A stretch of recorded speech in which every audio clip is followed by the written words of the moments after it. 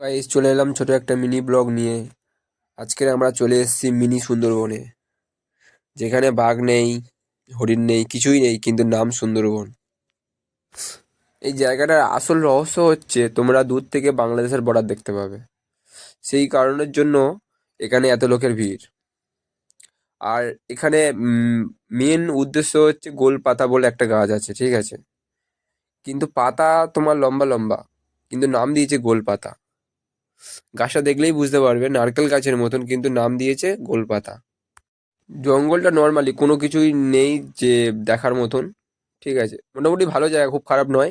তোমরা যাও, দেখতে পাবে। এই দেখো, গাছগুলো দেখো, বুঝতে পারবে। নারকেল গাছের মতনই, কিন্তু না, এদের এই গাছগুলোর নাম হচ্ছে গোলপাতা।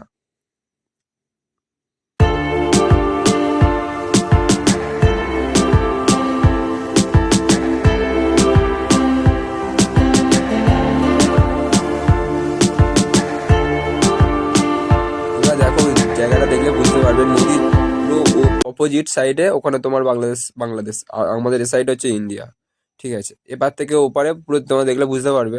মাঝখানে বর্ডার দেওয়া আছে, এই সাইডে ইন্ডিয়া, ও সাইডে বাংলাদেশ।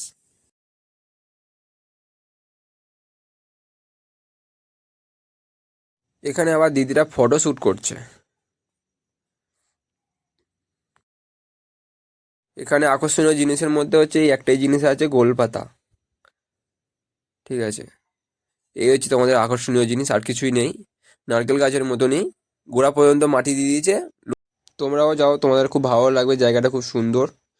চলো, ভিডিওটা এইটুকুনি ছিল। Tata, bye bye. নেক্সট ভিডিওর জন্য অপেক্ষা করো। আর ভিডিওটা ভালো লাগলে লাইক, শেয়ার, কমেন্ট করে দেবে। ওকে, বাই, টাটা।